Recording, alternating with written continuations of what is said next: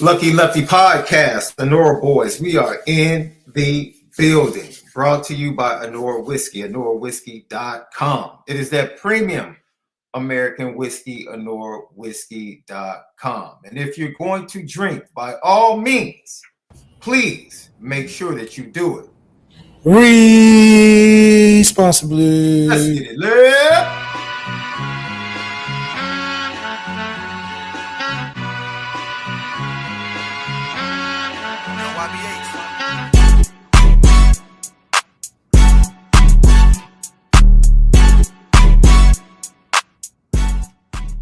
Lucky Lefty Podcast. I am Shaun Davis, SD2 Mics, that dude, the original Lucky Lefty himself.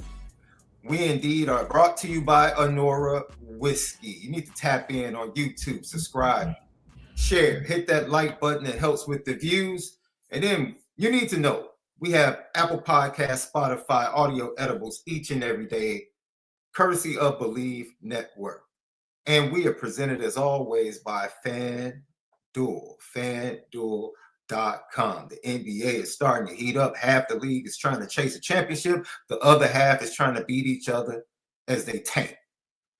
But you can try your luck with some matchups on a nightly basis. But don't forget to find NAIRE, the odds-on favorite over at FanDuel to win the national championship in 2026. So you can find that and much more over at FanDuel, FanDuel.com, or download the FanDuel app. Don't forget to follow us on social media platforms, TikTok, X, Instagram at Lucky Lefty Pod. Left, how are you feeling, my brother? Another day, another dollar, man. Good weather and headed for the weekend. Bro, the 7-day forecast in Chicago was in the 50s, and barbecue grills are out all over the city. You said it's in the what? 50s, bro. And people are outside? Oh, grilling. Are you serious? Chilly, man. It's chilly at 50 degrees, man. You know, blood is a little bit different in the Midwest. You get is the wind blowing? I know the wind blowing. That's what you have to understand. It's literally like a 70-degree difference in a matter of a week. You go from like 19 below zero wind chill to like 53. It's hot. It's hot. It's hot. All the snow is gone. It's beautiful. Wow. It's beautiful. The sunshine. My wife and I, we spent the last couple of days. She was off.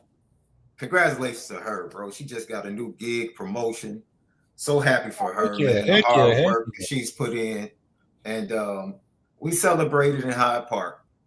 She was like, I'm thinking she wanted to do something big. And she was like, no, I want to go to Nando's. Now, Nando's is this fabulous chicken spot in Hyde Park in Chicago. It's a restaurant or is it a joint? It's a restaurant. It's called Nando's Peri Peri. You might check. They might have them out there in L.A. To be honest, I've never heard of a luxury chicken spot. I've heard of steakhouses and they have some really good wings. But when I go, I usually get the quarter white with the toasted cauliflower. Toasted cauliflower, bro. They have some really good sweet potatoes as well. Yeah, see, thank you. I figured, it was international. Yeah, so it's like a Ruth Chris. No, it's not like that. It's like price range, bro. Your stuff is costing you probably like $18, $19.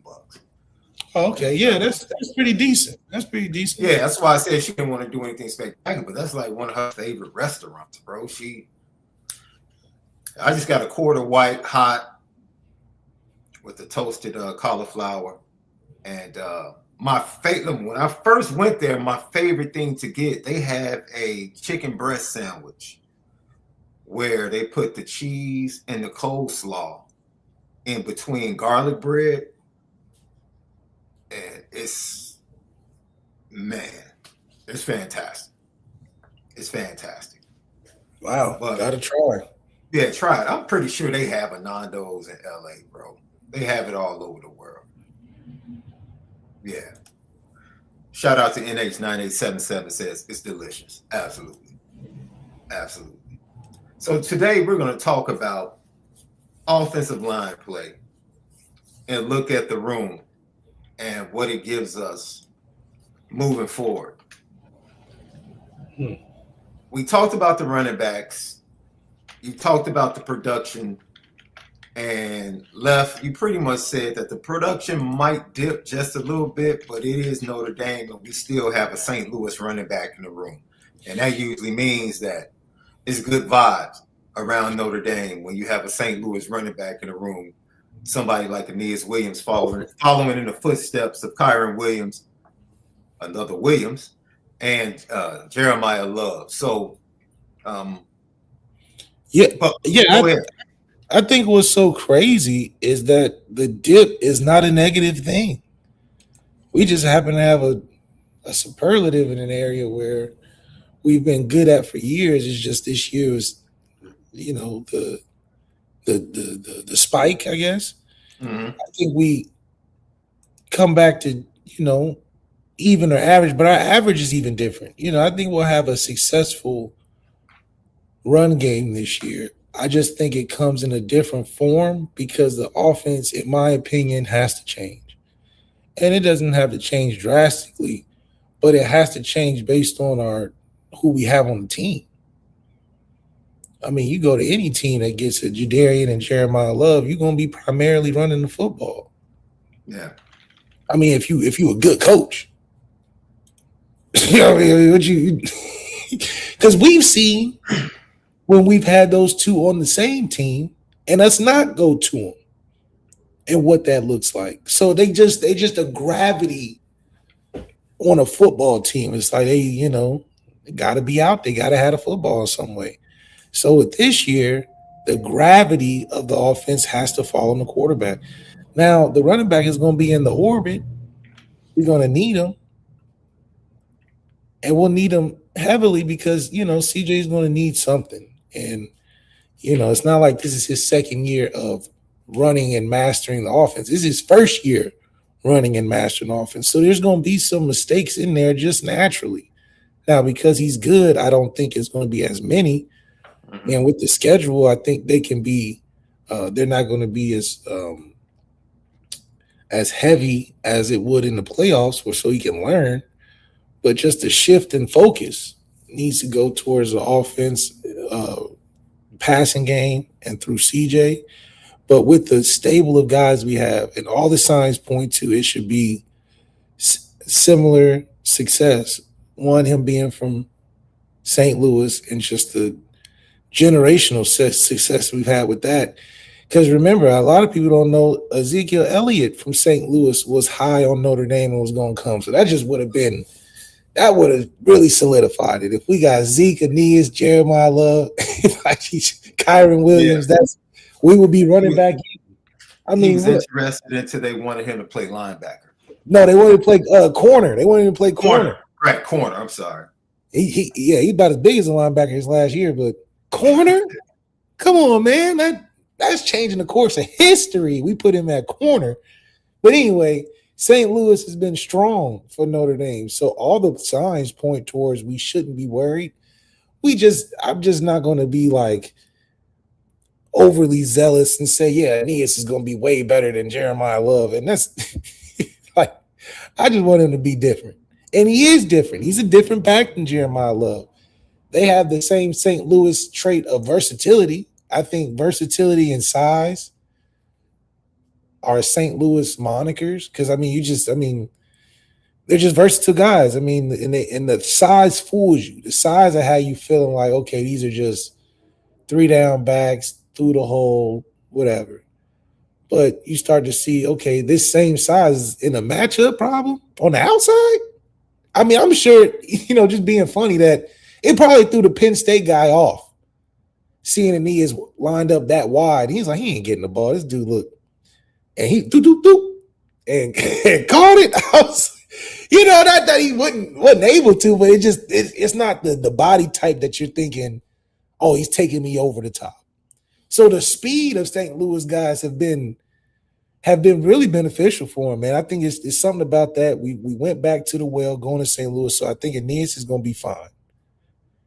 The problem, and I wouldn't even say problem, but the lack thereof is how do you replace two superstars? Well, one was a superstar for sure, and another one was a co-star. I mean, a lot of people would say star on other teams. So that's the difference. We're not talking about can you replace good. Like Mark Fletcher, and not just because it's Miami, but I thought Mark Fletcher was good. But I didn't think he was a superstar.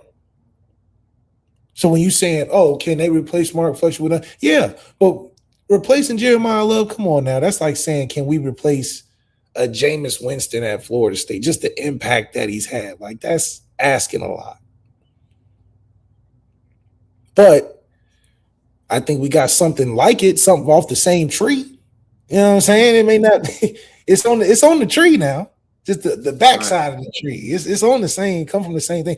So I'm expecting big things. But then again, it's based on where is Denbrock taking the team. And it's different because Marcus Freeman, Marcus Freeman has a philosophy of the offense he wants. He ain't got the X and O's and how it's going to get done necessarily, which I think he needs to lean into more this year. If any other year, you lean into your quarterback this year. Hug on him a little bit more this season. Don't be so hands off. This is the era in which you connected at the hip to your QB. Transfer some of that fame to him, because this is your franchise guy. This is not a hired gun where you thank you for your services. No, this is a guy that you expect to carry a lot of what you can't do because you're the coach. Because he's going to be here next year. All things in the right direction. I'm sure he leaned towards coming back unless he just has a just amazing, how that goes. But that's this year, next. That's 3 years with one guy. And so I think that means something in how Marcus Freeman handles that relationship. And I think that's where Brian Kelly faltered in a lot of ways, because he got on the rut of playing guy after guy after guy. And then when you stick on a guy for a long time and you don't build a relationship, it doesn't foster that room as being how these other rooms are for us. Like the running back coach, no matter who it's been, has always had a great relationship with the guys in the room. Same for O-line. Now it's been one O-line guy, now we got two, but generally the rooms that have the best outcome have the coach, position coach, and a great relationship with those players. Mike Mickens could probably tell you what Leonard Moore ate for lunch. But because of that relationship, you get to see the best out of both guys. And you can tell Mike Mickens has a great relationship with the room because he's repeating a high level of success. So I know at the worst, there's some good relationship with him and Ben Morrison, some good relationship with him and Xavier, some good. So I can tell that through how they play on the field, especially their circumstances. Xavier Watts making a transition from offense to defense to full-time to all the things he ended with. That has to come with a coach that believes in you, that's developing you, aside from talent. Because it's not like he came in like Joey O'Brien. Mm-hmm. He didn't come in like Joey. He finished how we want Joey O'Brien to finish. But he didn't come in like Joey O'Brien. And that takes a journey that a good coach with a relationship with you can do. Now, we've seen on the same team how relationships can be in question and guys end up going other places and doing better. Now, I'm not saying that's because of I am saying indirectly. A Rico Flores, a Pat Coogan. How is Pat Coogan a Rose Bowl MVP? A lineman. That's what we had at Notre Dame? And you telling me that can walk out the door and do better? That's a direct hit on the relationship. Because Pat, you telling me Pat Coogan that got that much more knowledge and technique and better in one offseason? In one transfer? His coaches were just that. His coaches were good. But they turning him into a Rose Bowl MVP? No, Pat Coogan has always been that good. That's what it tells me. But a different relationship brought out the best in Pat. So that puts an indictment naturally on your O-line coach. We know for a fact that relationship means a lot when you look at Harry Heastan and his relationship with his O-line. The fact that guys be 3-4 years in the league and come back and be watching film in the room. you might just walk in the O-line film room a random day in the summer and catch Zach Martin in there. Catch Quentin Nelson just chilling, just reminiscing, talking to Heastan about whatever. So it's definitely a correlation between great relationship to the coach and your players in that room. And Dale, and our receiver coach's relationship is a prime example of what it would look like this year. Because as a coach, you got to bring the best out of Jaden. That's a prime example. It's your second year with him. He's a senior, got a lot to play for. Somebody has to be a premier in there for you. You know, like that.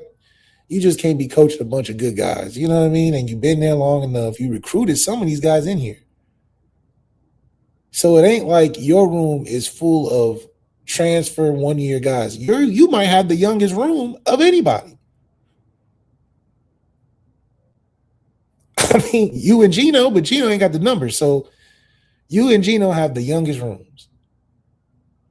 And Gino's relationship with CJ is important, just like the backup. He don't even know who the backup is. He just got guys in the room. That's the difference. He got CJ and a bunch of guys in the room. Gino don't even know what he got. So, you know, I'm expecting it's going to take time, but we have it. You know, we're at a good starting place, probably at the best starting place we've been in the last 3, 4, 5 years, where we're not running around trying to get guys in and fit the big pieces into into the team that we need to make go. So interesting. Well, the 3 returning starters on the offensive line, according to PFF, they come back with a pass block rate of 66.2. Now, that's about middle of the pack. Top guy right there is Anthony Knapp. I'm sorry, run pass rate, 72.5 for Anthony Knapp. Him, Ashton Craig, and Gerby Lambert combined, 66.2. You throw in, we expect Charles Jagusah to be the starter at one of the guard positions. Sullivan Absher would probably get one of the first looks. Will Black, maybe one of the other youngsters. But collectively as a group left, I think they really need to be in that 70 range collectively when you come to the run grade and the pass grade. I need to see them get to 70. I would love to see everybody across the board sitting around in the 70 range. If someone wants to go ahead and just be super and be in the 80 range, Gerby Lambert, Charles Jagusah, by all means, take that jump.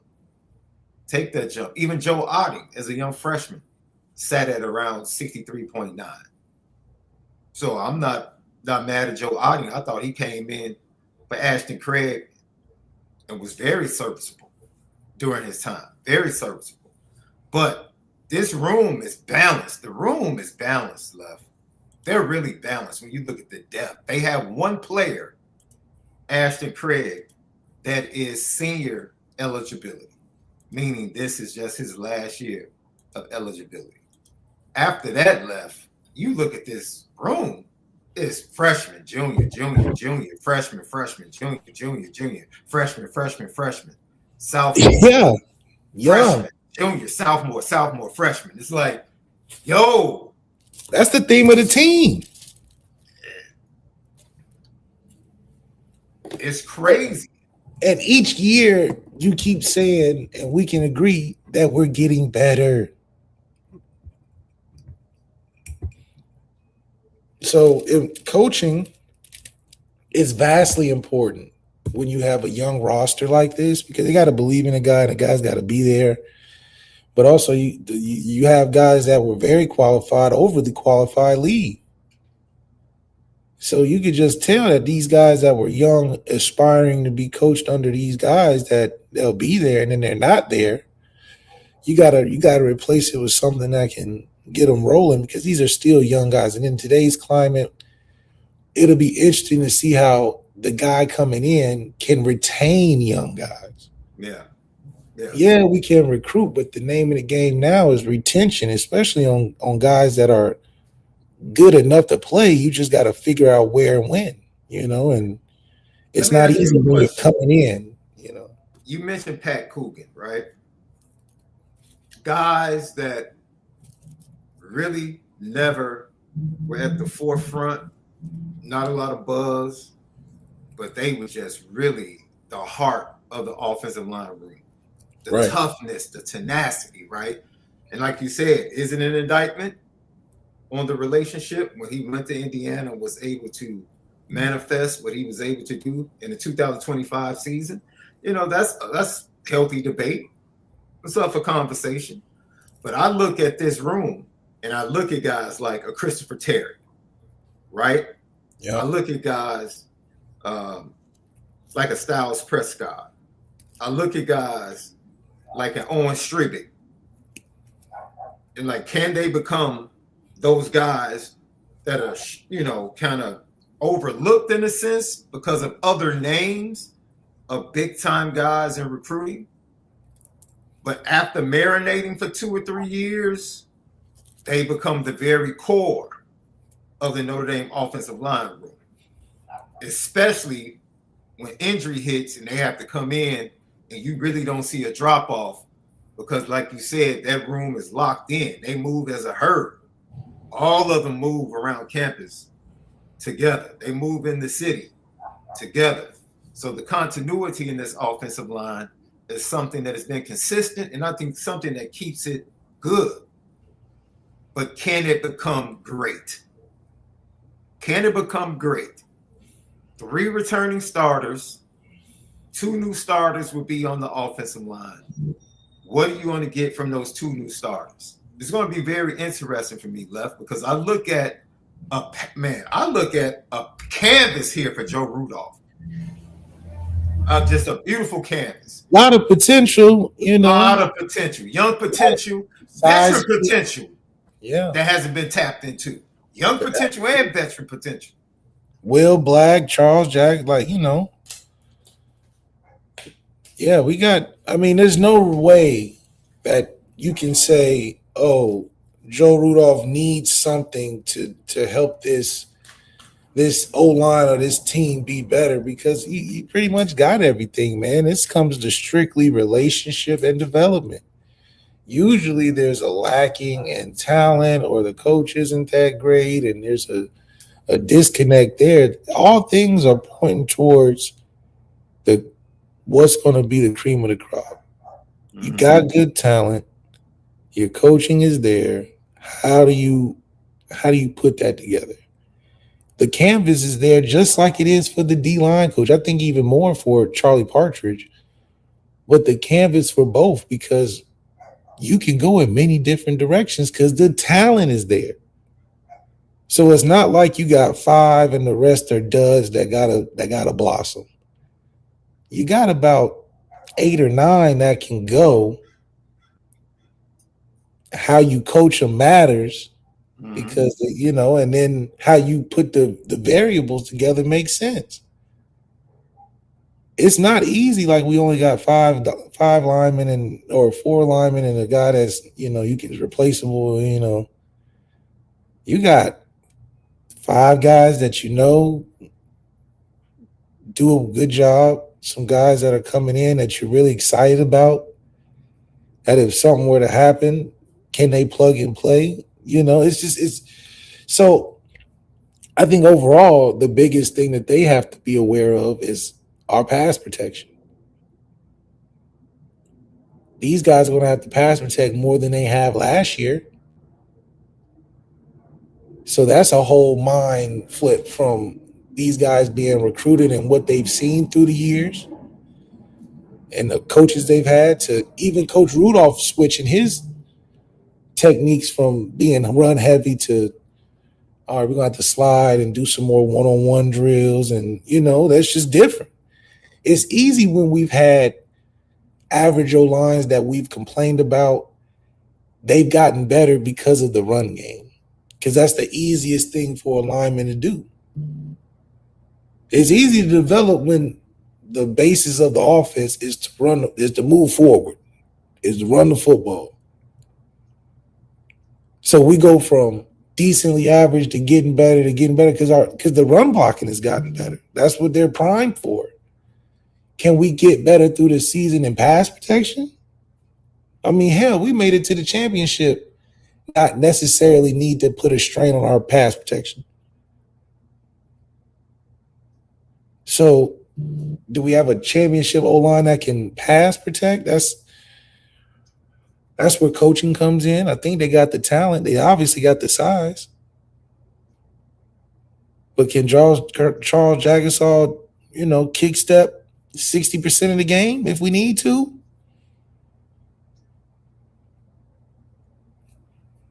We'll see.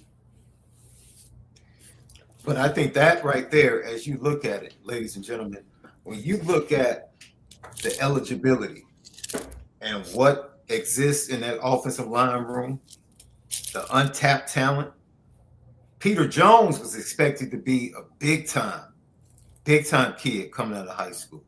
6'5", 312, sophomore eligibility. Owen Strebick was a big get, still a freshman in eligibility. Will Black, will he play tackle?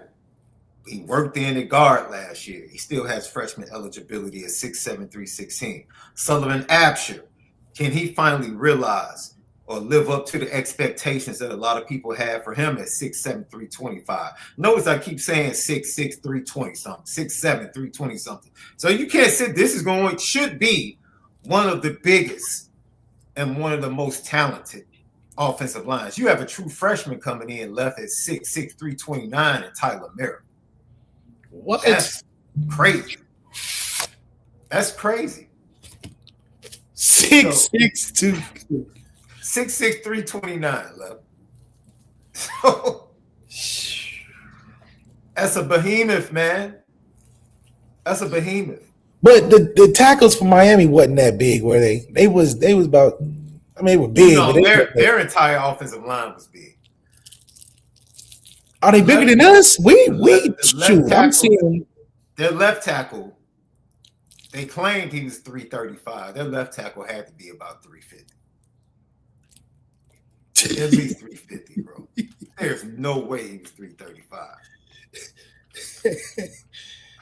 Now they was big though. Their O-line was big, but come on.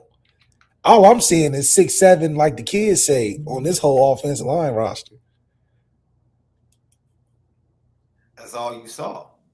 The only person that's acceptable is the center. He could be whatever, but your center, if he's quicker, plays with leverage, and is really technically sound, you can get away with that. I wish we can bring the greatest center ever in Sam Mustard. See, this is what I'm saying. Inez Cooper, who was their right guard, was 6'6", 345. Sheesh. Exactly. Markel Bell, the left tackle, was 6'9", 345. Jesus Christ. They some big dudes. They some big dudes. Some big boys, bro. But can they move their feet? Can they move their feet? Because you're gonna have to be slide protecting a lot this year. Because you can lean on a team with 6'7" guys. Their center, like you said, he was 6'3", 295. Malagoa was 6'6", 335 at right tackle. And Okinola was 6'6", 3. He was the pup. He was 6'6", 330 as a redshirt sophomore. But that's all Rudolph's signature. Rudolph, you look at his Wisconsin line, them boys is about 6'8" across the board. That's how Rudolph recruit him. He recruits 6'8". He's staying more like, shoot, I'm looking for, you can be big, but I'm looking for technique and certain things, which makes you different. I met some recruiters during my CBS days and how they recruit their quarterbacks. They got different guidelines. We know Rudolph's guideline is you gotta be bigger than big. That's where we start. And we talk about everything else. Just like Gino. Gino got a profile. I'm telling you, most coaches recruit guys that are like how they see themselves. Tommy recruited Drew Pine. That's like, duh, I felt like that's a no-brainer.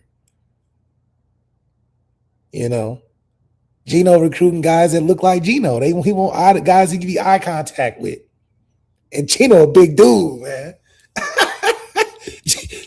Gino big. So Deuce Knight and him looking eye to eye, okay, that makes sense. I see why you recruited that. He ain't recruiting no short, fast dude. No, you don't want that. So that's why I'm like, I don't even know how you evaluate 6'4", 200 guy. I mean, these dudes coming in that big. Now, Left, you want to hear something that is absolutely in contrast to what I just read from Miami's offensive line. Yeah. Khalil Benson was 6'6", 305. Pat Coogan is 6'5", 310. Drew Evans is 6'4", 306. Evan Lawrence was 6'6", 281. Machowski was 6'6", 319. And Carter Smith was 6'5", 308. Those are the six guys that played the most, if I'm not mistaken. Like you said, Indiana's offensive line has a type. All of their guys are right in there in that 6'4" to 6'6" range, right around 305 to 310 pounds. Miami wants a much bigger offensive line. 6'6". The pup was 330 outside of the center, Brockemeyer. So it just shows you offensive line play, the type that you want. Was 330. The pup was 330 and left guard. He was the pup. But Indiana was more technically sound, well coached, definitely very quick. Their guards, center, their pull game was crazy. Outside zone was crazy. Just a variety in their run game. Miami's run game was primarily power. Right. Like it just power you to death. But both were effective, right? So with Rudolph getting these bigger bodies, what is going to be the run game? What is it going to look like with these younger, bigger bodies that he's getting into the program? I'm really excited to see, what he's going to do. So, Lev, go ahead. Finish it up. I mean, he's recruiting road graders, it looked like, on the paper. He ain't recruiting swift feet, skinny, tall linemen. He recruiting them 3-point stance. All they know is lean forward, push guys around. They ain't back-to-back telling. It's hard. I'm sure it's hard to backpedal at 6'8". Slide your feet against Ruben Bain at 6'9", 3,000 pounds. So, if they can transition that power to speed and some technique, we got us some. Like you can tell how fast are these guys. I need to put 40 times. If we got a guy at 6'7", 315, 330 running a 5'1" or something, okay. But if he run a 6 or something ridiculous, like, do we need that? That don't sound like you getting. Hey, I like watching the combine 40s for the offensive line. I appreciate it, bro. Like, it's running a 5'5" at 3 something. Those marvels, it's the marvels. Yeah. How you do that? You so big, dang. You're doing your thing. Before we switch over to the actual run game, This just broke from Ross Dellinger. Based on Judge Robert Whitwell's order, which he read live, Trinidad Chambliss has been granted an injunction. So it looks like he's going to be able to play next year unless further litigation takes place. The NCAA counsel left before he finished reading the order in anger. They left the courtroom. So look like we might have a third quarterback that could be a star joining Arch and CJ Carr next season, Love. That is a little bit frustrating. I mean, this would be what, his 6th year? I think this is a 6th year that Trinidad is being granted. Yeah, I don't know. I mean, it's good for him. Oh, it's great for him. But I mean, it's even more great for Ole Miss. It's not like it's the NF. It's not even like it's basketball. You know, these guys coming back from back. I mean, you can still, not take over. It's just different for football.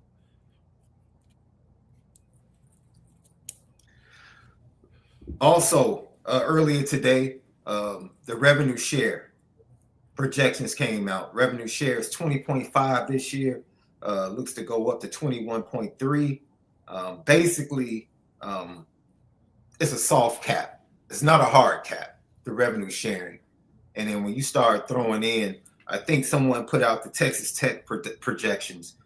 Their max rev share is going to be 21.3. They're also going to put $10 million in sponsorship money shifted to NIL deals, $1 million in revenue share moving from non-rev sports to football, $2.5 million in new scholarships for non-rev sports, and then an additional third-party NIL money from businesses and fans. So that can bump up to $40 million going to the football program. So even though you have this rev share cap, teams like Texas Tech and other big-time teams are still going to spend up to $40, $50 million annually. So, Lucky Lefty Podcast. Go over to FanDuel, FanDuel.com, plus 650, CJ Carr, co-favorite to win the Heisman with Arch Manning out of Texas.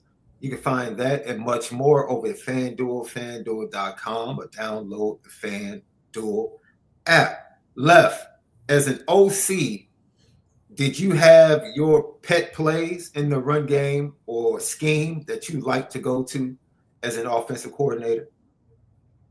I was an inside-outside zone guy, but you just learn that your scheme gotta be revolved around your players and what you got. One year I was a really good inside zone team, under center, all that, because we had two good running backs. The next year it was young running backs, so we had to switch it up. I do some counters and stuff. So it really depends on, if you're, in my opinion, a good OC, who you got on the team. And I think that's, in my opinion, where Denbrock was. He was just coaching what he had. I don't think he was coaching what he's most successful with, because I think if he was, he would have got a Heisman. So I think this is the year we can get back to that. So let's dig into some numbers based upon what Notre Dame, they ran 11 personnel, 222 attempts, and ran for 1,501 yards at 6.8 yards per carry, 19 touchdowns, efficiency rate of 59.5, 12 personnel, 109 attempts, 707 yards at 6.5 a clip, 15 touchdowns, 53.2 efficiency rate. So primarily Notre Dame was an 11 to 12 personnel team. They only ran 13 personnel, 5 times, 14 personnel one time, and 21 personnel one time. So what do you take from those numbers? Like, they were more effective out of 11 personnel, which lends to, the more wide receivers they have now, you might see even more 11 personnel than you saw last year. Yeah, I mean, Denbrock is usually an 11 personnel type of guy. And I think the difference is he's 11, then you saw Jared Parker be a 12, 13 primary Yeah. scheme type of guy. So that's generally where Denbrock wants to stay. If anything, go 10.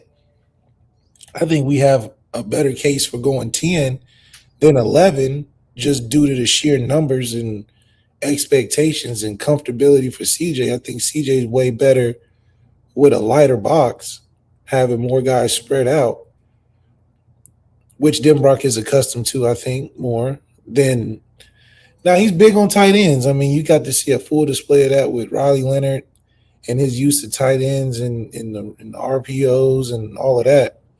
And I'm sure we'll keep some of that because that's identity. But with a healthy Micah Gilbert and a healthy Quincy and all these guys, Jaden in there, Jordan Faison, you have a strong case to why not.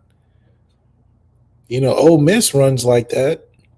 They got all type of little fast receivers and a couple tall ones on the outside. I mean, they stay throwing the football, so you got to adjust in some ways to these. And I think Denbrock's more excited this year than years before. Let's dig into some more of these numbers, man, because like you said, from a personnel standpoint, you might see more 11 personnel with the wide receivers and a lot more being put on the plate of CJ Carr. I think another thing that's going to change is the formations out of that personnel. They were offset. We talked about really not liking the shotgun offset because it just basically tells the defensive line which way they can stunt. That's just my personal opinion, Left. They ran it 250 attempts for 1,731 yards for 6.7 yards per carry. Like, they were successful. 57.4 efficiency rate. They were in the pistol 70 times, 461 yards, 57.1 efficiency rate.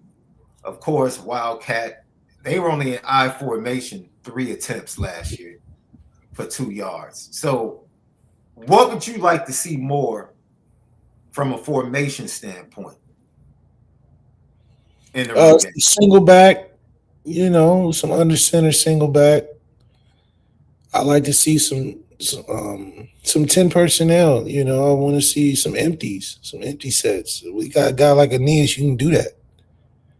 You can go some 5 wides.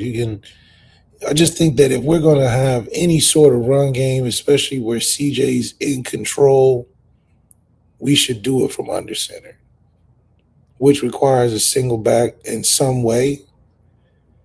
And if we're early on in our tails, so be it. I mean, you can't do everything. So when we go 5 wide, if we want to do some under center play action stuff, that needs to be added just due to the fact that our short yardage from shotgun is overthought and underwhelming considering who we had, so I don't know if it's as easy for Denbrock to just say, all right, we're just going to line up and give it to Aeneas, so I think that's going to require him to get a little more creative.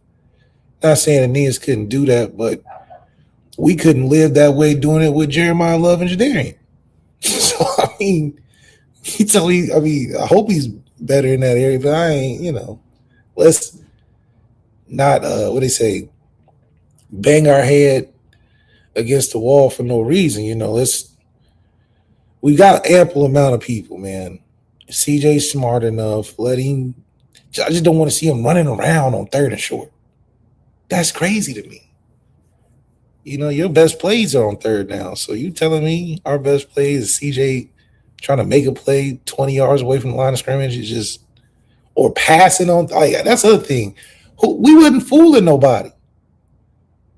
And I think maybe that's what we got away from it. We just thought we was just going to fool everybody and say, okay, we 3rd and short, we're going to play action pass. It just wasn't believable. Maybe because the film of us being 3rd and short and running it, we weren't successful. So the whole play action idea is just out the window because we can't even get teams to fear us in 3rd and short, not fear us running the ball, which is an interesting thing. The coordinator probably sweating his pants off in 1st and 10. third and short, he's cool as a fan. He like, man, if they run it or throw it, we got him. You know, that's just an odd reality we had. But if it was second and long or something, shoot, yeah, you in trouble. If it's third and short or red zone, you got a chance. I don't know how you got a chance. You got a chance. Because we going to either have CJ line up at receiver, we're going to have Jeremiah take a direct snap with nobody else back there. We're going to do something to give it away, you know what I mean, or something. So we maybe was in our own heads in third and short. Yeah, it was questionable. I think they ran the ball 179 times for 1155 on first down, 6.5 yards per clip. Second down, they ran the ball 106 times for 681 yards at 6.4 yards per clip. And then third down, they ran the ball 44 times for 284 yards at 6.5. So the efficiency rate was better on third down at 63.6, of course, with less carries. They were a much better second down running team. Much better, much more effective on second down. And I hope they throw the ball much more on first down this year with CJ Carr. Like we talked about it. If they can really establish this passing game with CJ Carr, I think it makes the run game more effective as the season wanes and goes into the postseason, because people are effectively now having on the brain that we have to stop CJ Carr and these wide receivers. And now you're working really from a point of leverage where that run game can really do damage and just kind of, balance off and catch teams on their heels when they're trying to effectively shut down the passing game, which is a far cry from what defensive coordinators are used to trying to do against a Notre Dame offense. Right. I'm telling you, it's going to be a mind warp for defensive coordinators that are so used to being like, all right, we're just going one high and go in the box. One high, load the box, live to see another day. Well, the strength of our team, I assume, is throwing the football. So one high, now we have to force people to respect us in the pass game, which the first couple games is they're not going to change. I wouldn't expect them to. First couple games, you got to prove it. CJ light him up. First couple games, 300 yards or something, you'll see more two-shell. But what is Notre Dame going to do? I think that's what makes it the interesting thing this year. Yeah. The last 2 years, I knew what we were going to do because we had Jeremiah Love and Jadarian. So the last 2 years, I'm like, oh, okay, we got that, and then everything else after that. Yeah. Years before that, we got Audric Estime, and we depend on Sam Hartman, and whatever. Now it's like CJ and the young cats, CJ and the Thundercats. Who gonna step up with CJ? And hell, CJ got to prove himself, because I guess from the feelings of our great Lucky Lefty podcast fans, they don't feel like he's proven enough to be like, okay, we CJ or nothing, even though that's the circumstance,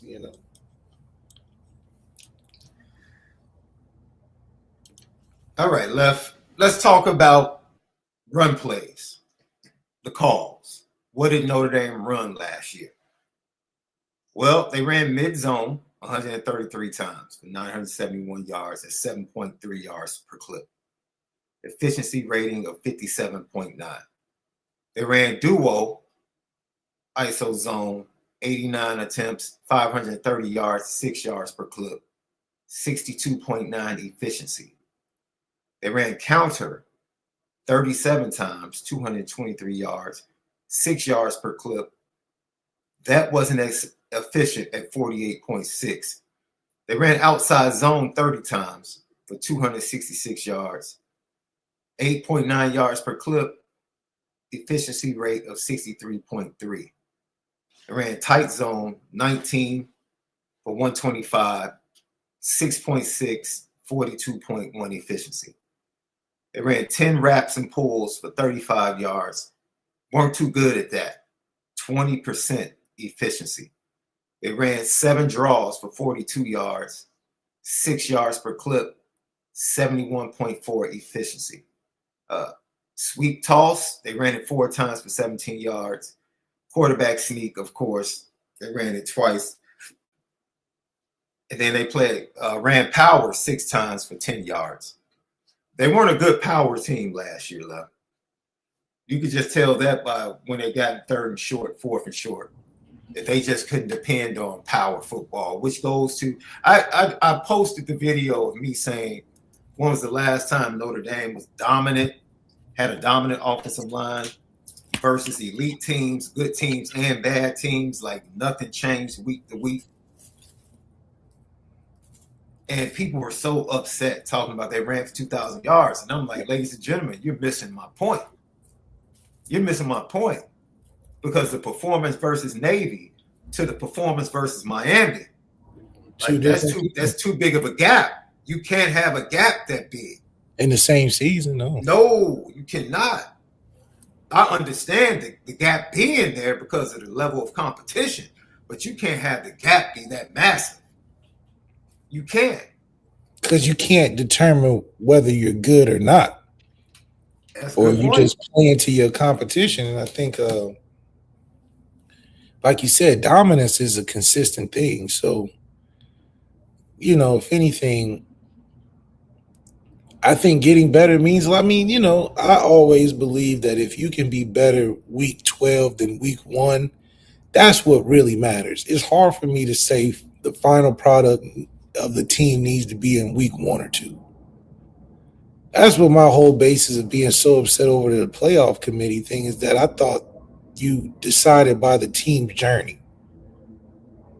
You can't lose early, but damn, not losing late should mean more. You know what I mean? So if we can be better in the run late like we usually are, that's pretty on point. But being dominant, every game looked like that. And the numbers can fool you because you have to watch how we play games to really determine the level in which our O-line is. Because we break down in moments. We don't be breaking down throughout the game where a team's just beating us up the whole time. Like that's rare. We usually losing games in decisive moments and crucial plays or whatever. Even the NIU game, it was like, they ain't just whoop us now. Only thing I can say that really gave it to us was probably Ohio State, but that was even late. They gave it to us late. They didn't give it to us just out the gate. So I think that a lot of that has to do because we have an O-line that is present. Now, did they break down in crucial moments in Miami? Yeah. Absolutely. And they happen to determine parts of the game. So it's just hard for me to ever be a huge critic because those same guys were very helpful for us as the season went on. I'm thankful we had those guys. And it sucks because not being able to have the opportunity to have a playoff run and finish, you don't get that full picture of what you felt like the O-line where they were at. Because I promise you, if we had a playoff berth, this whole 1 or 2 game loss wouldn't be a thought. Hell, Miami wouldn't have lost that number 2 spot in the country. Notre Dame probably wouldn't even be a talking point for most of this. We would have. So I do think that we're going to be in a really good spot. I think our runs should consist of some inside zone because, Aeneas Williams is a versatile back. He's not just a downhill guy. Mm-hmm. I think our power will be better because we have a downhill guy in Kedron. Like that play would be better for him if we're, calling plays based on our player strength. I think power should work great with Kedron. And a counter with, but then again, these guys are young. We don't know what they look like. Nolan James could be that dude. He's had some pretty, and for Jawan Sider, he's probably excited because it's like, all right, I got an open canvas as well. I'm not beholden to any of these running backs. For real, like last year, I couldn't do much. I had to play. Not I had to play, but everybody looking at me to play these 2 dudes. And if I don't play these 2 dudes, I'm gonna have a problem. I can't get cute with these two guys. Right. I'm gonna just go all out. I ain't especially coming off the season where the quarterback took carries. I'm talking about took the food off the table of the running backs. Crazy way. So yeah, he didn't have no room. He was really the Chris Ash of the season. Let me just sit back, guide him, don't touch it, just let it do its thing. It's gonna be all right. Now he's like, shoot, I can turn the page. I got a blank start, a lot of talent, guys I got recruited. They all thirsty to play. None of them got expectations for real. I mean, Aeneas should have a little bit of expectation, but that should have been last year. But he kind of got the lay of the land of how Coach Scheider going to go about things, hopefully. But it's probably open competition in Sider's mind. Because I'm sure Denbrock is not like, just not having the restraint of having those two on the team. Your two best players on the team in the running back room. So, this whole you getting creative and giving guys chances is limited. So Denbrock's probably not as stressed over like any of them because he probably likes all of them. He probably like, shoot, try out any of them. Make sure you give me some consistency and we good. Denbrock's probably more worried about the receiver rotation. Who's CJ's MALIK Fields? Because we know he needs one of those guys. He got Faison coming back. Mm-hmm. Everybody else is an experiment. Yeah.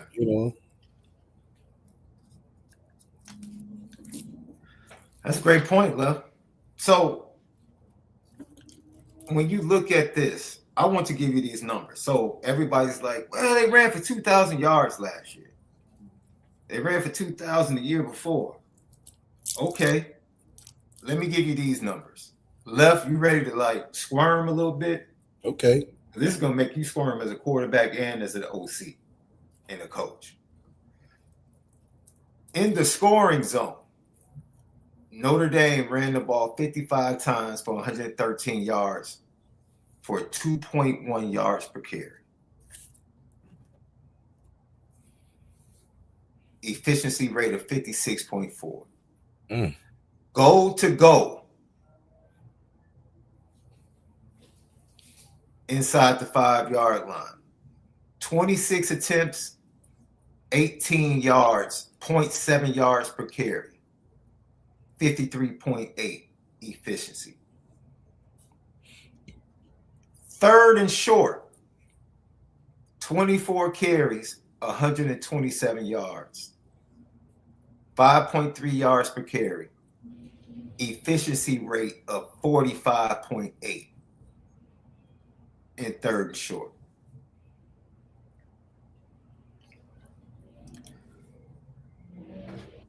I can venture to say that if I looked at the 6 offensive lines that are made to the national championship game,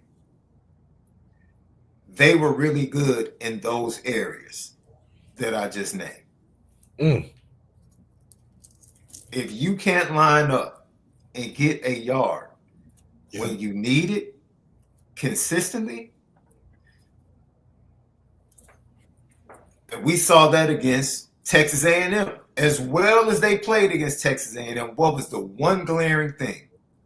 Couldn't pick up short. Tackles for loss. Oh, yeah, TFLs were ridiculous. TFLs and couldn't pick up short yardage against Texas A&M, who, dude, they couldn't stop the run at all. They couldn't stop the run against remember we were talking about that before the game. We said, they gave up 250 to UTSA. Oh, my God. They couldn't stop the run against Miami in the playoffs from beginning to end. That defense couldn't stop the run. But somehow, some way, they were good against Notre Dame on third and short and fourth and short in clutch situations. Like you said, it's all about situations. You have to win situations in offensive line. Ohio State 2 years ago was situations. We ran the ball great. And situationally, when we played Ohio State at home, we fourth and short, we run out of bounds. I mean, the crazy thing, like you mentioned that Ohio State game at home, we got a final drive to close the game out.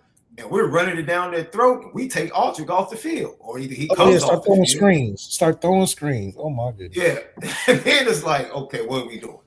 What we doing? Yeah, it's like yo, line up and knock these dudes the off the ball. Yeah, close the game out. Like. Close the game out. Absolutely. And I think that is something. I think something else that you pointed out, Bleav. I don't know.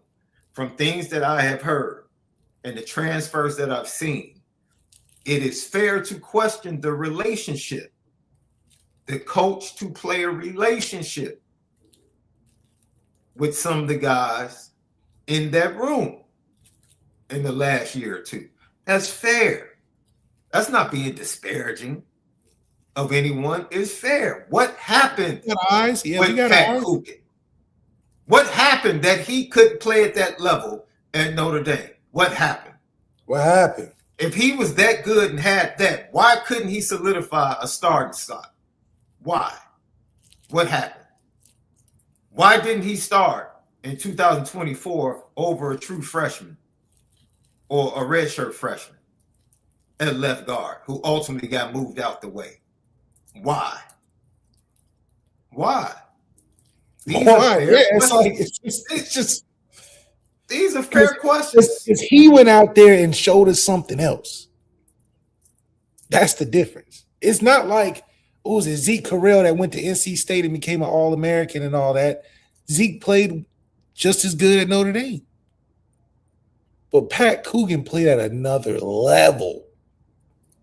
Hoisting MVP trophies as lineman. That's not that don't happen. Because how do you even win one as an O-lineman? No, for real. How do you win an MVP as an O-lineman? I'm like, like what you no, he must have been pancaking the heck on a good team. No, that is you had the Heisman on your team and you won it over the Heisman guy. Like, what are we doing? So because he did that, that's why we got a question.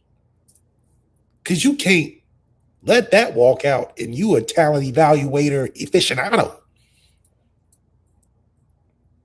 Because I guarantee you Mike Mickens would never let that happen. I don't see Mike Mickens, too many guys leaving Mike Mickens and being more successful. Not that they can't be, because Kenny Urlacher is doing a good job. But guys that are really good aren't mysteriously leaving either. We even understand the transfers out of Mike Mickens' room. We like, well, shoot, yeah, I get it. I get it, Jay Mickey.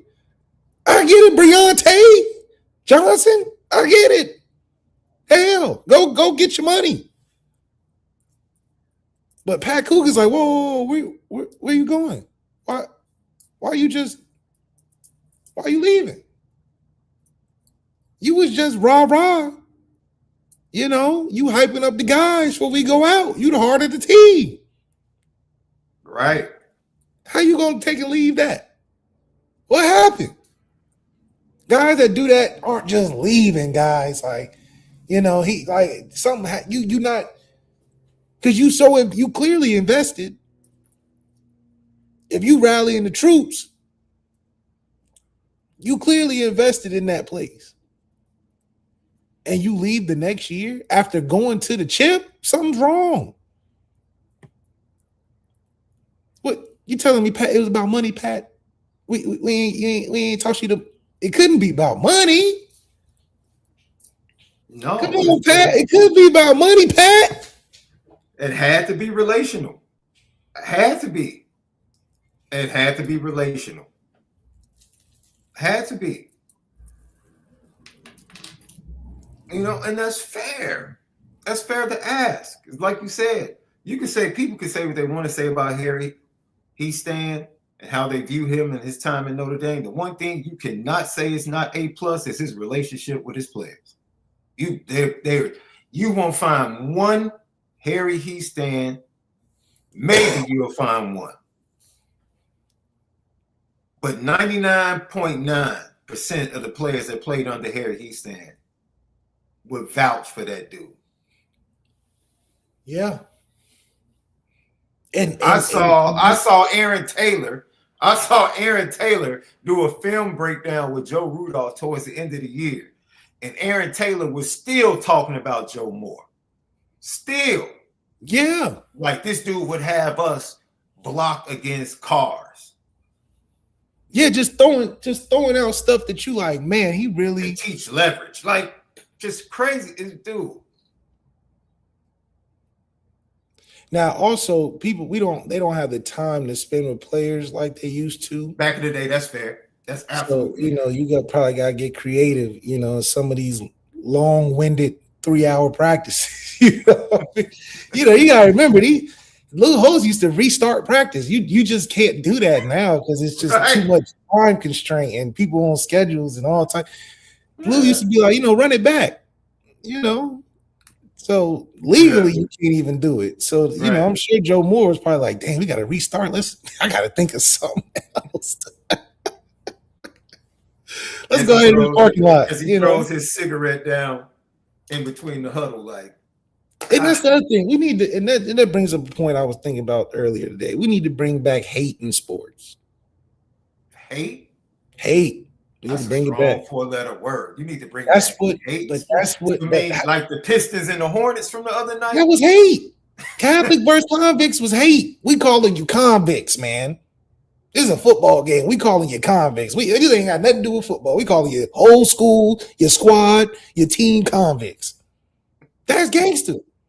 That takes some hate. The problem is we lost sight of that, and we start getting financial and cute and teaming up. But if Michigan really didn't like us, just like USC really didn't like us, they would never talk about not playing us. What do you mean? That's like saying the Saints don't want to play the Falcons anymore because this is going to damage their chance to get to the playoffs. The Saints don't care if they don't win a game as long as they beat the Falcons. That's real hate. They can go 2-16 as long as they have 2 wins against the Falcons. They had an all right season. That's hate. Teams hate us for our business acumen. That's a different hate because then they start getting jealous. That's why they do all these jealous moves out here you're seeing. Jealous moves out here you're seeing because they're hating on the wrong thing. Get back to hating on the field. Hating the fan base. That's where you get the great sports stories, the great coaches. When the last time we got a coach like Woody Hayes who punching players? Punching players. That's how much, but it made Woody Hayes a legend. I'm not condoning punching players. Okay, it's a little strong, but that's what the hate brings. Woody Hayes became real lame when he did that. Okay, but I love the mystique of Woody Hayes, Ocean Beckler, the 10-year Civil War. All that's great. The moment he punched the player, he became lame to me. Yes, and it can take you over. But man, the success in the sports stories, you lose the fandom when you have nothing to ride behind. When your team quitting rivalries and joining other conferences and hating on the internet and all of that, it waters down the sport. Because now we're less focused on the bragging rights. We don't care about just winning. Y'all thinking big picture, TV deals and playoff positioning, and no, we circle the date for our rivals. That's why we don't quit them. Service academies, we've been beating them for years, and they've gotten better against everybody else. But we hate them enough to beat them still. We respect them. But it takes a hate to keep beating people. Urban Meyer had hate towards Michigan. That's the only way you're able to beat a team 10 years in a row. In a row. You can't say there's hate on the other side. They had to cheat. I mean, I guess you can hate losing. They hated losing to Ohio State so bad. They had to cheat. But that hate drove them to a championship. A lot of other crazy stuff developed too. But at least they got a chip out of it. Bring back hate in sports. I'm telling you. That's what we want to see. There's enough hate in the Notre Dame fan base for USC, Michigan, Miami. Trust me. To all get some. To all get some. But they're hating in a jealous way. It's the jealous. Why are y'all dissing us and saying we don't want to play when y'all been doing that the whole time? That's why we handle things behind the curtain. Because we got real beef. You don't take the real beef to the internet. People back will say, whoa, don't diss us online. I'll call you. I still want to play. That's real hate. So bring hate back in sports. You know, that's what we want to see. You know, you get these forgettable, momentless seasons when you have no stake in the game. No hate driving the day-to-day. Because they just trying to get you more games. You got to have real hate to get through a full season. Week to week. The energy it takes to get up. To want to tackle a dude. That takes, you know, the fandom. Sitting out early in the morning for tickets. You got some stake in the game. That's all I'm saying. Your cousin's a USC fan. You see him once a year. You can't wait. Can't wait. That's why USC quick is Jeremiah Love with good old-fashioned hate, like V-Dub said. At the end of the game, we already beat him. He in the end zone rubbing it in. That's why they quit. We just got too much for him. I get it though, but that's what we need. Good old fashioned hate right here. Lucky Lefty Podcast. I'm Shaun Davis, that dude, the original Lucky Lefty himself, MALIK ZAIRE. Before we shift, let's get to a few of these GTBs. I got D-Mont, Mr. Food Lover says, who are your top 5 Notre Dame players that should get an NIL deal, not including CJ? You can take that one, Left. Who are your top 5 NIL guys on the team right now? Yeah. Well, Leonard Moore. Oh, he said not including CJ? Yep. You got Leonard Moore. He's obviously top money.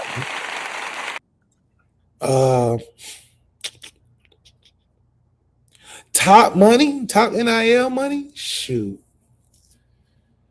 Traore should position himself to get some money this year.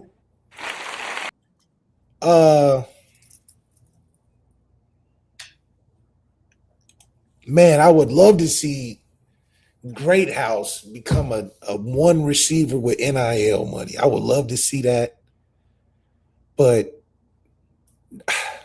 top 5. Drake Bowen needs some money. He needs some top 5 money. I think he's very valuable in that. He's marketable. You know, we got to get him like a Dick's Sporting Goods sponsorship or something. Like, you know. That's 3 defensive guys. One of the nasty offensive linemen. But Charles Jackson don't stay healthy enough. Yeah, I don't get my return on investment. You know, right. He gonna be. Oh, you're not gonna put your boy Aeneas in there? You said top 5 money on the team, though. Okay, you did say. Oh, Tay got it. Tay has to get some love. Okay, if you top 5 on the team, Tay gets some love. Healthy KDA without question. He can't stay. I mean, to me, K just had one injury. Kingston would be top 5. Really? Heck yeah. I think Tay would get more top 5. Because KVA is not. I think Drake Bowen's the best linebacker right now in the room. That's top 5 money. I don't know that last spot. I mean, Faison just because he's the most veteran, maybe. I mean, but Faison's not a one receiver. Like as Notre Dame and who it is, you can't be giving receiver 1 money to Faison. I can see a Don getting top 5 money. Okay, yeah, Donna be in there for sure. But that's all. That's secondary and linebackers. That's everybody else. Hold on now. I like Madden Faramo. I think he's got potential. He has potential. I like all our linebackers, honestly. I say Drake's the best. I think Drake's just the bigger piece of the whole for that linebacker unit. Like I think without Drake, they're a little more exposed as individuals. With Drake, I think Drake makes them better because he, holds it together. Like if they missed KVA they missed KVA for a little bit, and I think we stayed on topic. I think Drake missing out of the room shakes the room. I think last year, yes. I think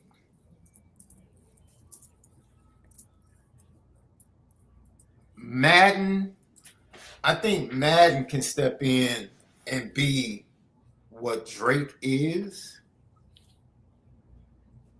or he's learning to be that. This is people. I laugh at people, right? Because I tried to give people a sneak peek. I remember 2 years ago, I'm watching first spring practice, one of the first spring practices, and I watched people get injured or come up or won't get up on the field, and practice just moves down the field, right? They just move to the other end of the field and keep practicing as the trainers take care of the injured player. In this particular practice, Drake came on a blitz, and I don't know if he was trying to avoid the quarterback, of course, because it was non-contact. And the next thing you know, there was no moving the ball down the field. Practice stopped. It was a gasp in the practice facility. Practice stopped. And they waited for the trainers to take care of Drake. And Drake got up off the field and ran into the training room and was back on the practice field like 15 minutes later. And I turned and told him. He said he got up and ran to the room? He got up and ran to the training room. Like it was a real game. I can't see the man down too long, man. I turned to the person I was next to and said, he's important. Fact. That just showed me how everybody else views him and his importance. Heavy respect. So absolutely. So we can sit up here and talk about who's faster, who does this faster, this, that, and the other, who's running 40 faster. Who's more impactful if you take him on a down-to-down basis out of that defense? That's why he needs top 5 money, for sure. That's the same thing with JD. You can say what you want to say about JD Bertrand, but that game, when he missed games due to injury, you saw the difference. I think he missed that BYU game. You saw all types of missed assignments. Oh, JD Bertrand was nice. Bertrand was there for the BYU game. I forget the game that JD missed. JD Bertrand's nice, man. I'm a big fan. Yeah, it's like, dude, I'm trying to be respectful, dude, because people keep trying to argue points in the chat. I think KVA is a great talent. We're saying that's the whole point. People want to hear what they want to hear. We literally said heart and soul of the team got it. I mean, like you said, ain't nobody. Because usually I'm not about to sit here and argue. Like you said, Time, usually none of that. in practice, usually if somebody go down, they move it up 10 yards, they keep going. Exactly. That's 9 times out of 10. 9 times out of 10. And it don't matter. It really don't matter who it is. Now for them to do it like that, where they and they waiting and gasping and quiet, like, come on, man, that happens to a man tie. Jalen Smith, they stopped the whole game for Smooth. Respect. We get that. But I roll an ankle or something, or Niles bend a finger, we moving that thing up. Hey, just go ahead, we get 10, we keep going, we got time. We're running out of time, guys. that should be funny. That's all I'm saying. That's all I'm saying.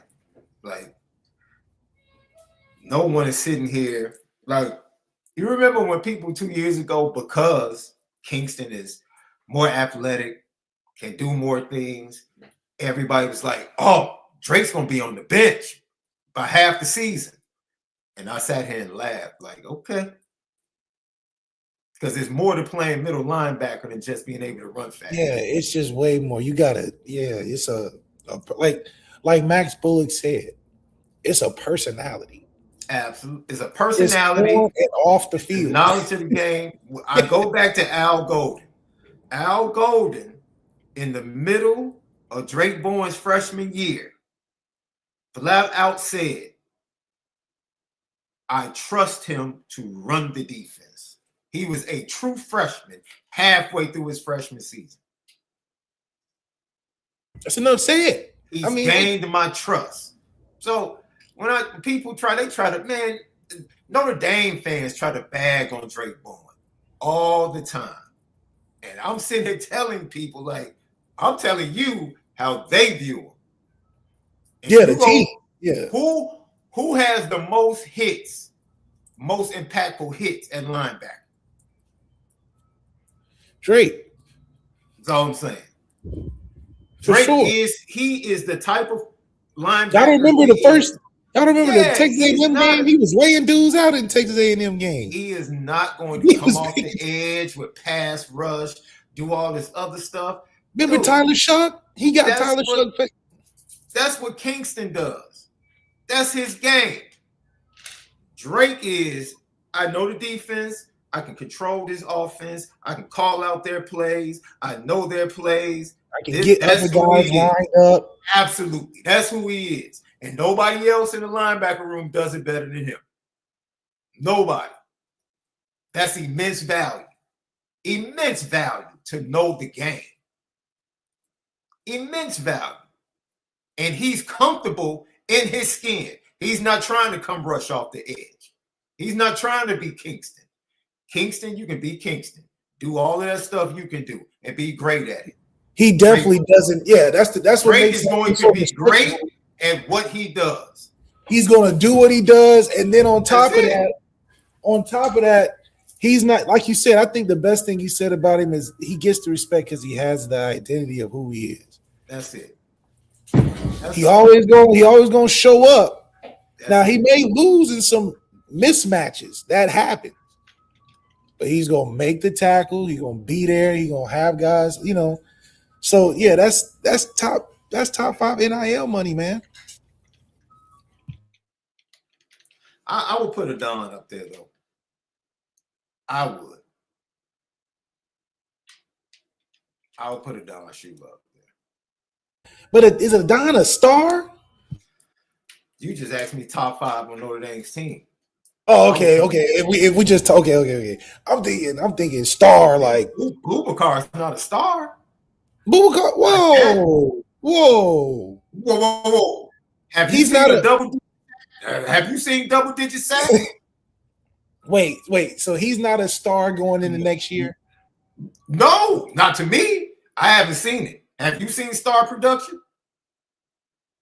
Is he our star D tackle? I mean DN? Is he a star? I'm not talking about projection. I think can he be a star? Is he top 5 pass rusher? In what? On the roster or in college football? In the nation. Coming in the next year? It's a bunch of dudes coming back that It's had 10 sacks last year. It's a bunch of dudes. But he not outside the top 10. Hey, I'm just saying. It's a bunch of dudes coming back. It's a bunch of dudes coming back that had 10 sacks last year. A bunch. I don't know if I'm giving them star status yet. Yeah. I just don't know.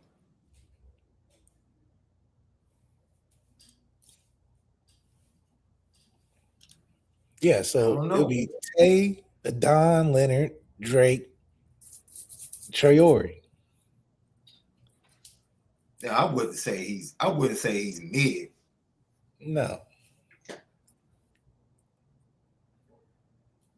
And I thought he got better towards the end of the season, which you expected coming off the ACL. But I'm not about to just give him. Come on, bro. You got to give me some production. See, you like doing that, bro. You like doing that. You like putting labels on people before they actually do it. Nah. So Traore isn't a projected star this year. I think he'll be a Leonard Moore is a star. Yes. He's done it. You've seen it. Leonard Moore is the best, though. Jeremiah Smith confirmed He's the best. He's the best, though. He's a star. You've seen That's different. You can be a star, not the best. But usually the best are stars, are they not? Yeah. Are trying to tell me? That's not the same thing, though. Yes, the best are usually stars. Yes. The best are usually stars. But so you're telling me also that Boubacar Traore is the best returning edge rusher in the nation. That's what No, not in the nation. He's not the best in the nation, no. Okay. Leonard Moore is the best in the nation. That's why he's a star. He's the best. Absolutely. But there's not every star is the best, though. Being the best makes you a star, but not every star is the best. Because that would only mean there's one star per thing. So your point is you're trying to make the case for Boubacar being a star? He's a star. He ain't the brightest star. He ain't the North Star. I love how you try to give these tiers. Either somebody's a star or they're not. Like, dude, what has he done to be a star? He is the main. No. What has he done to be a star? We're not talking about a star at Notre Dame. We're talking about a star. Same conversation we had about the quarterbacks. What has he done? Is he a star in college football? If you're the best rusher for your team, that makes you a star, right? No, it does not make you a star in college football. No. If you're a star at Notre Dame, you're definitely a star in the nation. Come on. No, it's not true. That's not true. Kyron Williams was a star at Notre Dame, was he not? Who? Kyron Williams was a star at Notre Dame, was he not? Yes. He was not a star nationally. Oh, at the time, his senior year? Okay, love. His senior year, he wasn't. What? Love, stop. Come on, man. Stop. Come on, stop. Man. It wasn't three backs better than Kyron Williams last year. Left. Go look at the draft. Are you kidding me? I think you judge Kyron by what he's doing in the pros. No, he was you tried to say he was close to Jeremiah Love, which I didn't say he was better than Jeremiah Love. He's not better. You said he was close to him. He's in the room. No, he's not. They're in two totally different rooms. Did you see that Doak Walker trophy that Jeremiah Love picked up? Jeremiah Love is better. Yes. That's a different room. He's in a different room. He's in a different room. Stop. He's in a different room. Come on, man. Look, I understand let's go to some more of these GTDs, bro. Because I can't believe you trying to say a dude that has not put up double digits is a star as a pass rusher. He's a star because he's valuable and he would be the one option on most teams. Okay. So Drake Bowen is a star. I wouldn't even say Drake Drake Bowen. Bowen's is absolutely. Drake Bowen's not a star, bro. Come on. Why? Oh, he's a national star in college football. He's a top 5 linebacker. All right, he's not a top 5 linebacker this year. Notre Dame, you need to hire MALIK ZAIRE. I swear, no one. So what is Drake? No one. If we said all these up, no one props up the program. No one props up Notre Dame players better than left. If we just gave Drake all these accolades, if we just gave Drake all these accolades at Notre Dame, how is he not a top 5 linebacker in the nation? We just said he's the heart and soul of a top 5 defense for the last 2 years. The question was about top 5 NIL money. Yes. How did we get to him being a top 5 linebacker in all of college football? Because we're talking about stars. So what makes him a star? He is the best. He is the best player on a top 5 defense in his position.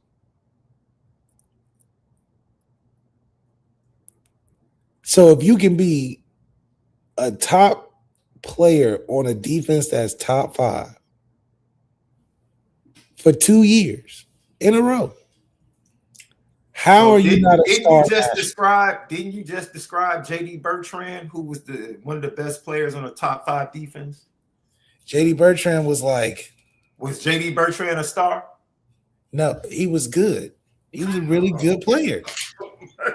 Drake Bowen is a national. So you're telling me Drake Bowen's not a top 5 linebacker next year? That's a star. That's a projection. That's a projection. What we're saying is right now. We're saying right now.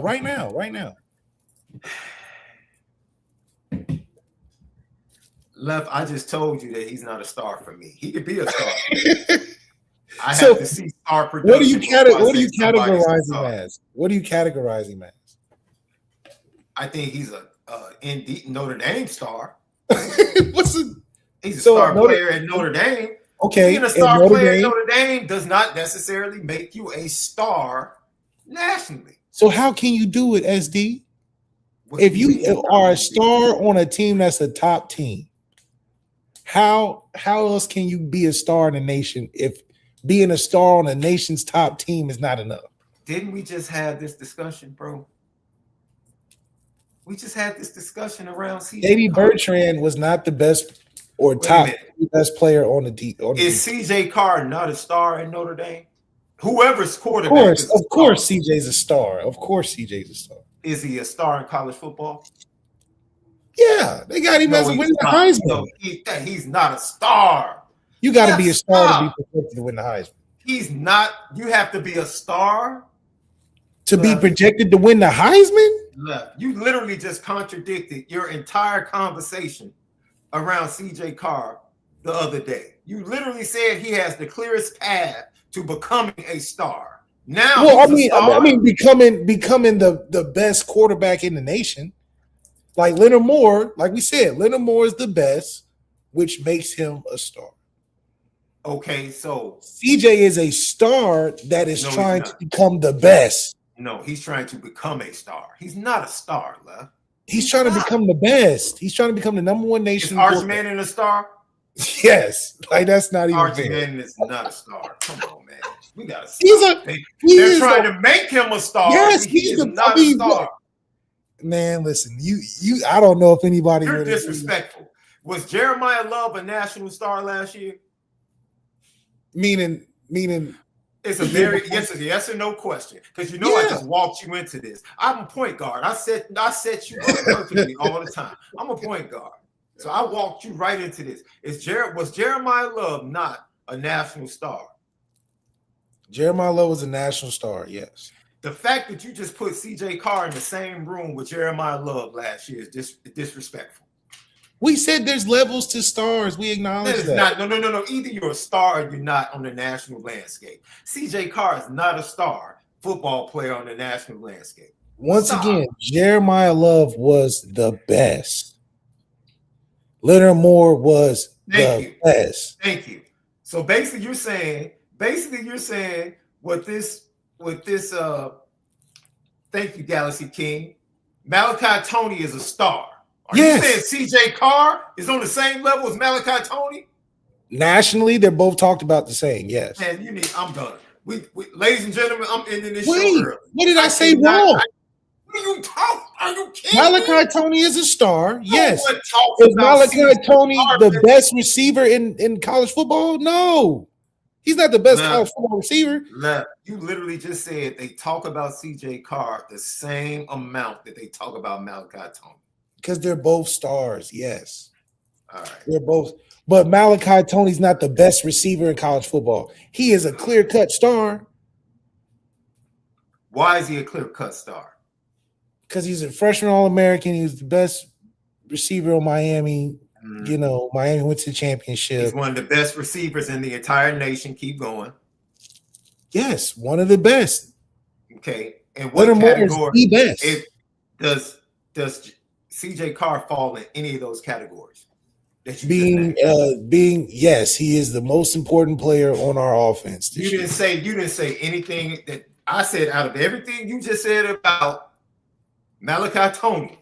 What room is CJ Carr in with Malachi Tony? Being a top player in his position in the nation. Yes. Malachi's top 3. CJ's clearly top 3 if he's supposed to win a Heisman this year. You keep talking projections. Well, what are we? But based upon what he has done, he is not a star. You tried to call him a star player in 2025. Come on, man. You stop. He is not a star player on the national landscape. He is not equal to Jeremiah Love in 2025. He is not equal to Malachi Tony. CJ, what are we talking about? Yes, there's levels to stars. We agree. He's yes. Who was a bigger star? Who was a bigger star last year? CJ Carr or Trinidad Champions? They didn't start talking about Trinidad to the end. They didn't start talking about Trinidad to the end. When he started dropping the AT&T commercial. Lying. Come on, man. Trinidad didn't even start the whole season. Trinidad didn't start the whole season. Week 1, Joe Klatt said CJ Carr is the best quarterback and projected to be whatever after the Miami game. And what happened? We talk about the regression in the second half of the season. Talk about it. What happened? He started off hot, and then what happened? Talk about that USC game. No, keep talking. Talk about the Boston College game. Keep talking. What am I missing? No. Keep talking. Trinidad got off to became a bad start, and what happened? At the end of the season. Did Malachi Tony fall off? But Trinidad wasn't even starting at the beginning of the season. Did Malachi Tony CJ Carr had the hype from before he started, while he started. Hold on, you got to turn your mic on. Did Malachi Tony regress? I can't hear you. Maybe the audience can hear you. Can y'all hear me? Can y'all hear me? Chambliss is a star. I'm not debating Chambliss not being a star. He's a star for sure. But CJ was a star before Chambliss even got on. So CJ was starting. Chambliss got started like week 5 or something like that. Left. Come on, man. We gotta stop. Chambliss became a star by the end of the year. CJ had all the qualities of what a star is and stayed consistent enough. I mean, you can't say he fell off too much if you're projected to win the Heisman. You know, like I think he has to prove it. He stayed consistent enough. What does that even mean? He stayed consistent enough? What does that even mean? What does that mean? He stayed consistent enough. Ladies and gentlemen, I mean, the Notre Dame bias is alive and well. If you really believe CJ Carr is I'm gonna have to come back in because I can't hear you. I can't hear you. All right, come back in. If you come back in. If you really believe CJ Carr is a star at this point in his career, then what are we talking about? If that's the case, Jeremiah Love was a star 2 years ago. We got to stop, man. We got to stop. CJ Carr is not better than Malachi Tony, man. See, now people are saying just outrageous stuff. You got people talking about he's better than Malachi Tony. Look, we had a great show today. Can you hear me? We talking about stretch and command the offense. The fact that you are comparing CJ Carr to Malachi Tony is absolutely embarrassing as a fan of college football. It's embarrassing. No objectivity at all. Next, you're going to say CJ Carr is better than Jeremiah Smith. Like, come on, man. What are we doing? Stop. Yes, I saw him command the offense against USC. I saw him command the offense against Boston College. There's a lot of games I saw his command of the offense. Malachi Tony, every week, every single week, showed up for Miami. Every week, from the first game against Notre Dame. Are we really trying to compare what Malachi Tony did to what CJ Carr did? We got to stop. We got to stop. We just got to stop, man. Y'all making me sound like a Miami fan, and I don't like it. Because we can't even be objective. Let's get out of here, man. Do you guys think we can land the 5-star A. Johnson safety? I'm assuming you're talking about Falava Johnson that's coming in for the yeah, they can land him. He'll be here for the blue and gold game. I don't know what else to say. It's March. He hasn't been to campus. He came during, I believe he was there for the Texas A&M weekend. Said the visit was great. Like, I can't forecast going, at least give me a spring visit before we start forecasting where guys will go. That's me being honest. I'm not going to get up here, crystal ball, and do all that stuff. ND Milton fan, does our O-line and running backs match better with duo or zone? I actually think our running backs need to go, which this right here, they ran mid-zone the vast majority of the time in duo. But they were far more efficient at outside zone than anything else other than draws. They were a 71.4 efficiency rate running draws. Outside zone, they were 63.3, which means they did it really well. So they were good moving laterally, but they really couldn't get push. That offensive line last year really wasn't good at resetting the line of scrimmage, running the power game, and getting a push, even though they ran at 7.3 yards per clip at mid-zone, which is really good, but the efficiency rate was 57.9. So I hope that helps. SD, you lucky, man, that I can't hear you. As Sean Stewart, I had a good point. I had a talk with the team. I had a good point about this. Your check was still salty about Arkansas getting smacked. You're probably right. I'm gonna have to type it in the chat. Capo, yeah, put it in the chat. Everybody else can hear you though. So this that would be hilarious if you did that, Bleav. If you go on YouTube. Capo 31 DuBose. SD, I know Dick Buckus is an Illinois alum. But I always wondered, did Notre Dame recruit him out of CBS? Yes, Notre Dame did recruit him out of CBS and find it. He was on Media Row at the Super Bowl and did an interview, which he said and talked about how he almost ended up. He almost ended up in in Notre Dame. Dick Buckus had a recent interview. I think it was at Super Bowl where he talked about almost going to Notre Dame. And I forget what happened. Something happened that made him that caused him to end up in Illinois. If I saw the clip, if I find it, I'll post it on our social media. The O-line standard at Notre Dame is we are O-line U. Joe Moore and Harry Heastand would be livid about short yardage production. The stats we went over, offensive line production, is year to year. It's just a better lateral offensive line.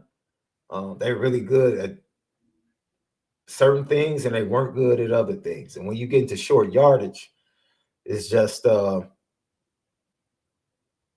you get into short yardage, you have to be able to move people off the ball. And Notre Dame just wasn't effective doing that last year.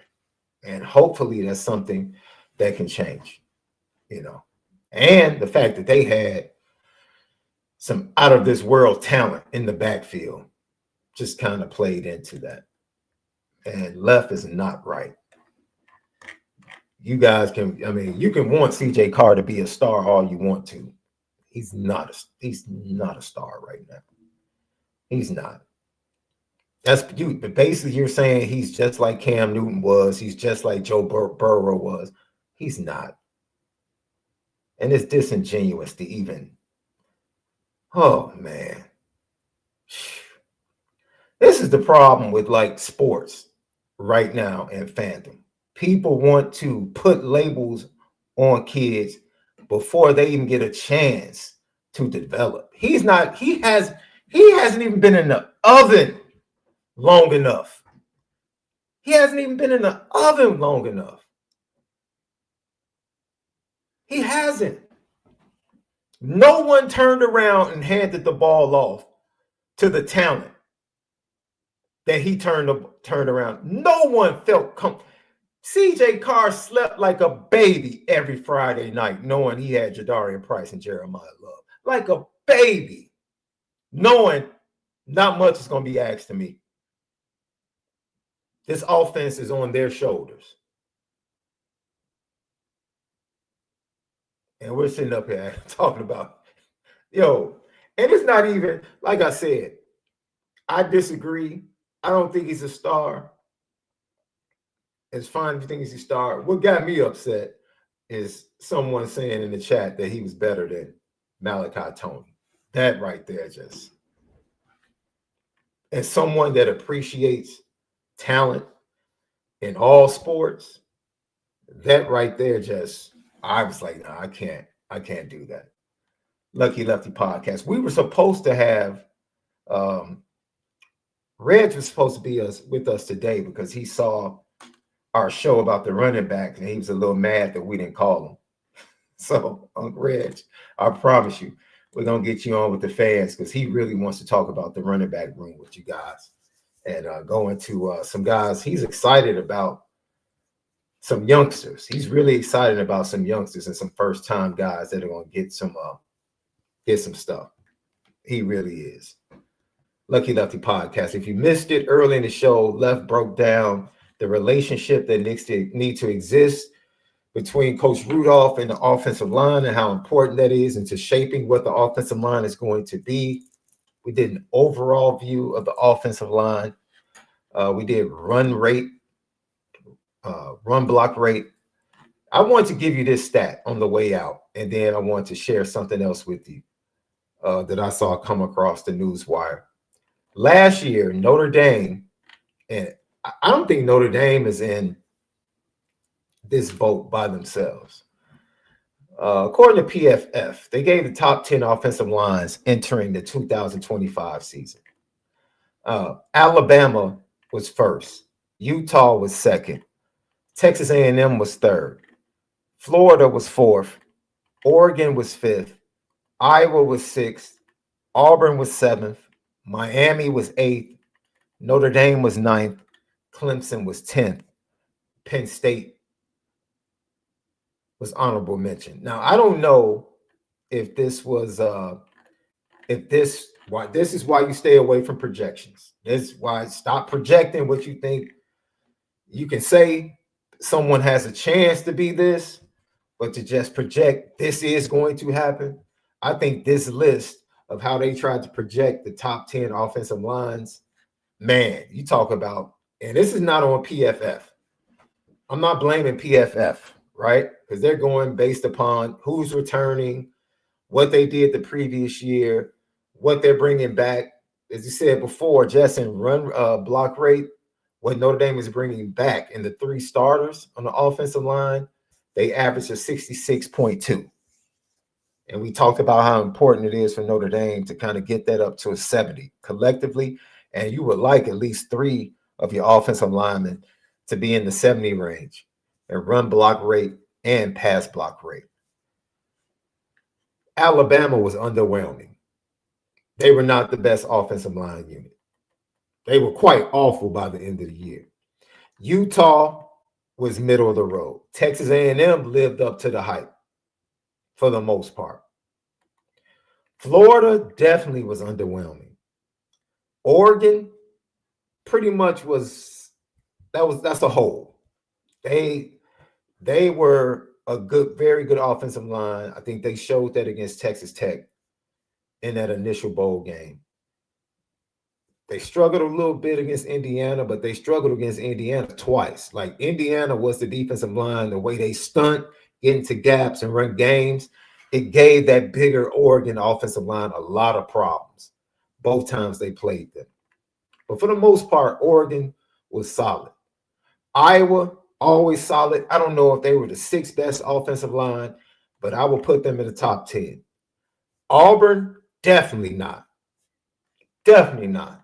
Very from the jump, they had that big game as an offensive line against Baylor to start the season when they ran all over Baylor. And then after that, they just started, falling apart piece by piece. They did have a lot of I know they had a couple of major injuries early in conference play on the offensive line, right? But next man up, that's what we say in Notre Dame.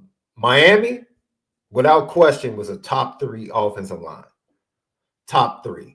There's no mention of Indiana in this top 10. None.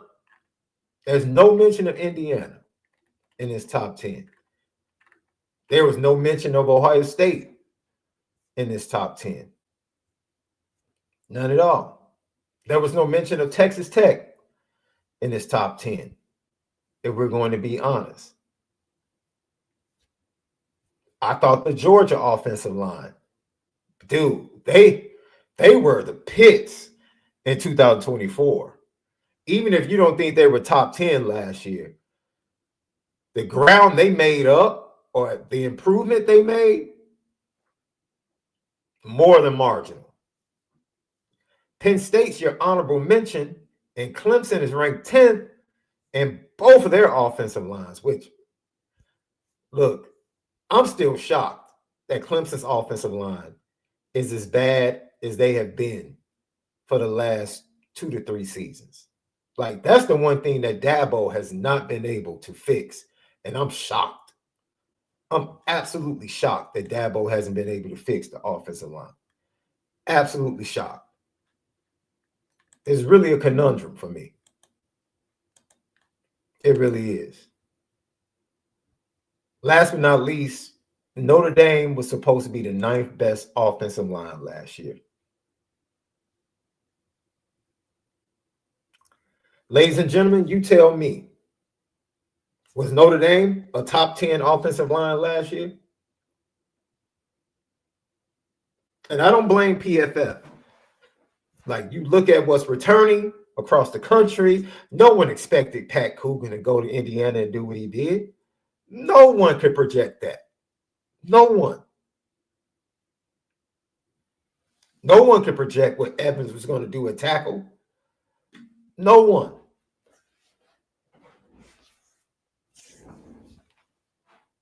But this just shows you the volatility that exists on the offensive line, man.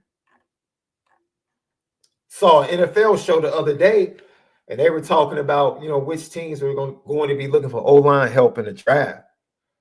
And it's not due. They literally said there aren't enough. They're simply not enough good offensive linemen.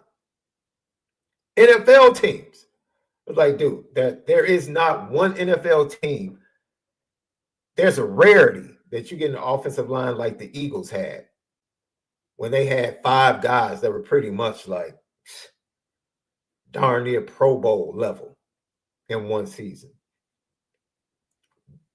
Every team in the NFL has 1 or 2 spots where they wish they had better play on the offensive line.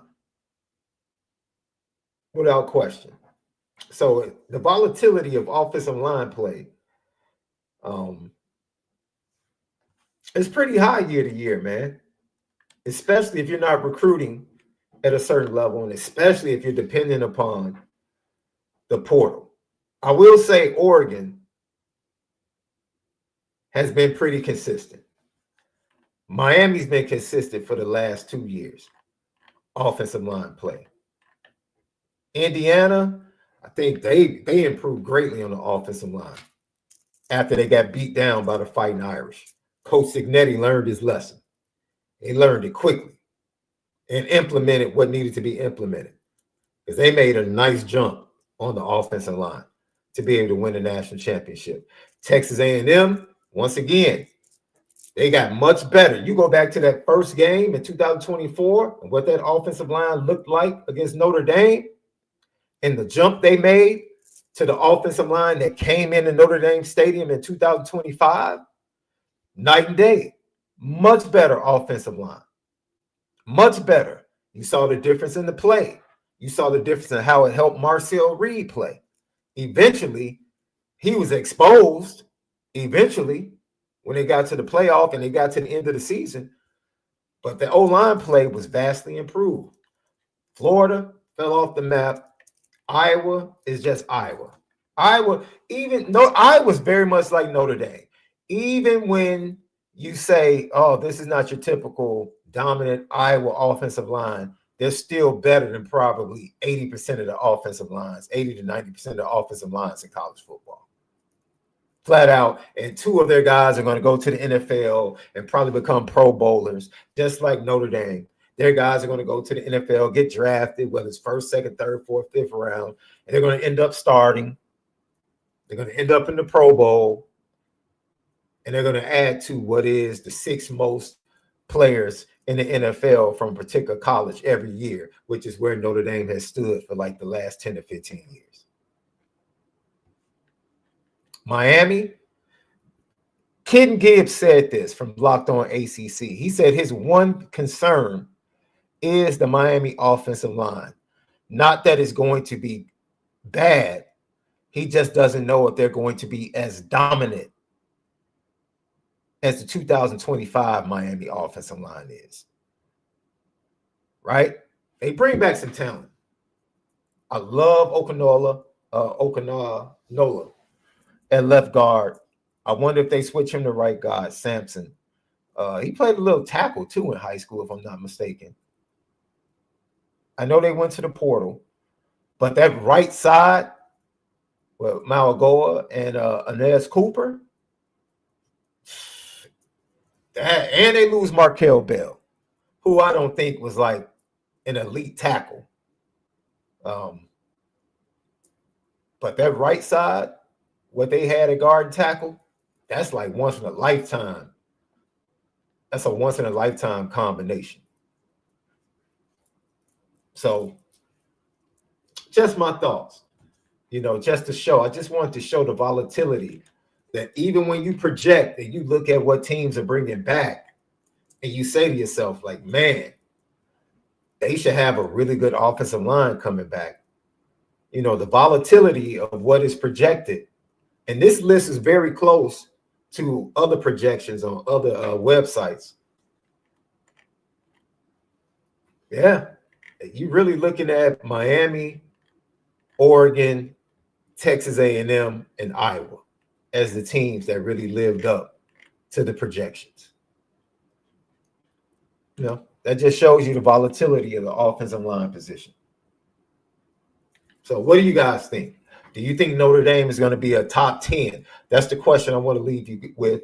And even if you answer it after the show is done, just let us know. Would Notre Dame have a top 10 offensive line in college football?